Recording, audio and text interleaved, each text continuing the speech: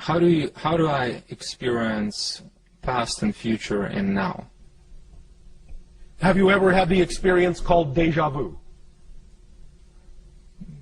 Theoretically, but not consciously, that I can recall. You have never experienced maybe that sensation.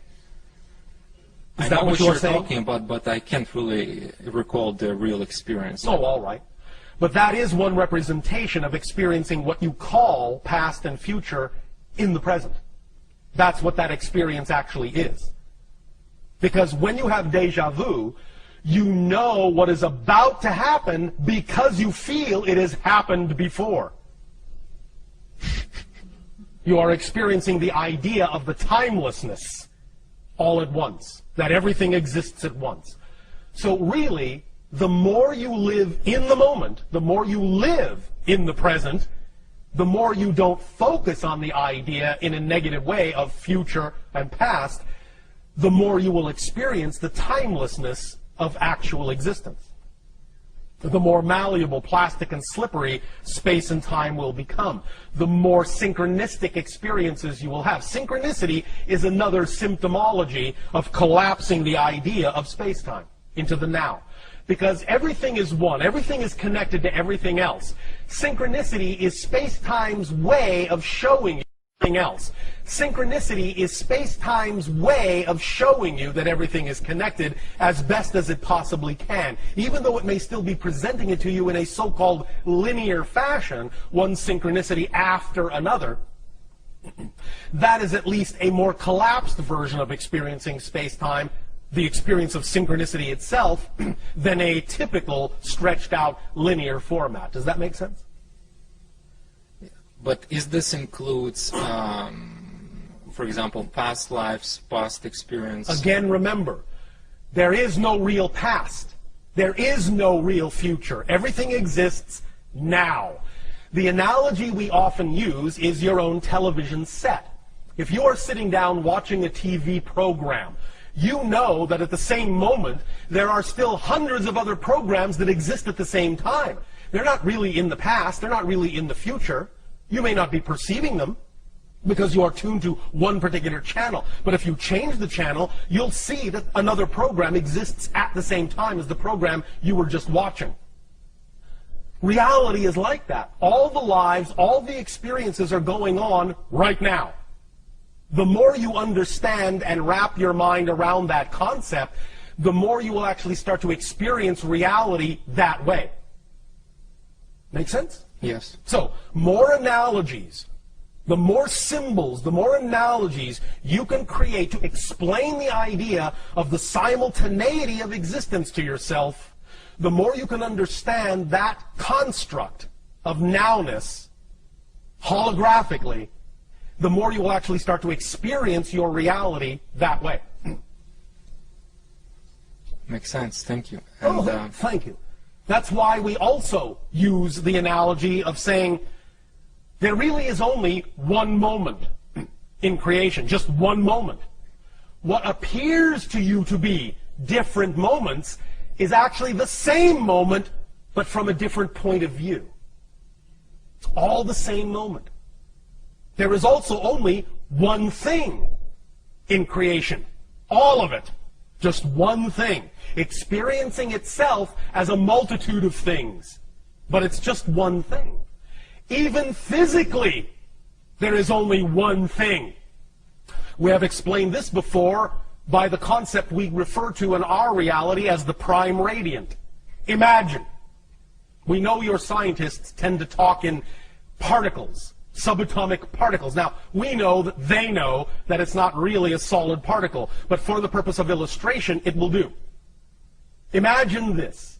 Imagine there is only one particle in all of existence, and there's nothing else. Just one particle. Because there is nothing else to relate to, the particle has no mass and can move at infinite speed. It has no limitations, it has no barriers, there are no laws to govern it, because it's the only thing there is. So it can do anything it wants. So if it can travel, this one particle can travel at infinite speed, That's another way of saying that that particle can actually be everywhere at the same time. You understand? Yes. So if a particle can be everywhere at the same time, it can appear to be multiple particles, but it's actually the same one particle. And everything that is made up of particles is actually made up of the same one particle, moving at infinite speed. So you actually are the other person's body. You actually are the chair. You actually are the light bulb. Because all those things, you are the star. You are the other planet. Because all those things are all made up out of the same one particle that everything is made up out of. So everything is here. Everything is now. Everything is one. Make sense? Yes. Does that help? Yes, definitely. Thank you. Thank you. The more you ponder that, the more you wrap your mind around that, the more you will start to experience that in your reality. Yes, continue. And it's pretty much like a follow-up in terms Yes. of everything is one, all is one, we're part of one. Yes, yes. But we have this illusion of separation. Yes. Can you help me a little bit in terms of how I can modify it or remove it if it's appropriate, or how I Well, you can don't better really want to understand it, completely remove it per se, but have ability to or you won't go really beyond that. have an experience as an individual. Remember, all that is experiences itself in all the ways that it can. You, us, all beings and all things in creation are all the ways all that is has of experiencing itself. Even though you can have the experience of more oneness, you exist as an idea unto itself. So you, as that idea, no matter how much oneness you create yourself to experience, you will always experience yourself as you. Even when you become one with the one, you will experience yourself as the one. So you will still be you. Even when you are no longer a part of the one in experience, you will still experience yourself as the one. Does that make sense? Yes, definitely. Does that help? But I was asking more in terms of practical application, in terms of, for example, feeling the trees and walls and go beyond that. Yes. How I can develop this?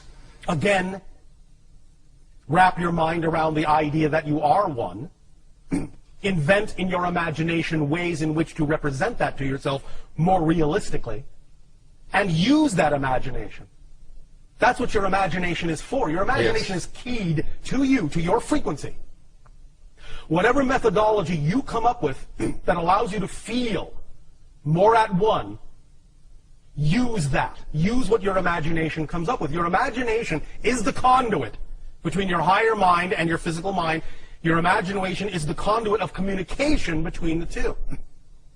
So let us say, for example, if you imagine, for you, if it feels right for you, that you can walk up to a wall, and if by putting your hands on it, that allows you to feel more at one with the wall, or if putting your tongue on it allows you to feel more at one with the wall, or simply imagining yourself passing through the wall and your molecules intermingling makes you feel more at one with the wall, or whatever idea your imagination comes up with that actually creates for you more of the sensation, more of the idea of being one with the wall, then that's the thing to imagine at that moment, whether you actually physically do it or not. Because the idea is that some of these things are not always relevant to experience literally, physically. Some of them are just things that lure you in a certain direction to get you to move in that direction, perhaps for other reasons.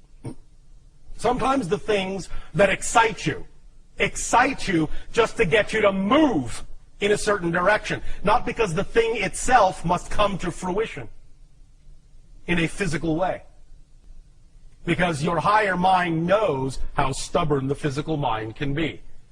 So it will sometimes allow certain things to come to fruition when they are appropriate to do so. Other times, the thing that excites you will simply be a carrot to get you to move in that direction because that was the most important thing for you to do. So if you're excited about exploring this concept of oneness, act on that and use your imagination to explore it in whatever way, shape, or form your imagination feels most excited about doing so. And for that moment, that will be the right way for you. And it will enhance the synchronicity in your... For that moment, that will be the right way for you. And it will enhance the synchronicity in your reality to give you more experiences of that oneness in whatever way works best for you. Does that make sense? Definitely. Thank you So you very much. really need to let your imagination fly. You really need to act out on your imagination, too, in many ways. Many times we have suggested to many of you, when you talk about doing the thing that excites you, to mock it up, to create a facsimile of the reality you say you wish to live in. Literally build it up around you to the best of your ability. Have representations of it everywhere that you can. Paste it up on your wall. But very few of you actually take the step of making that physical realization, that physical symbology. You keep it very mental. Acting it out acts as the completion circuit. It grounds the idea and lets your physical mind know that it actually has something physical to respond to as a vibration that is more representative of that reality you say you prefer. It's training your physical body to respond to that physical reality by mocking it up and existing in that simulated environment.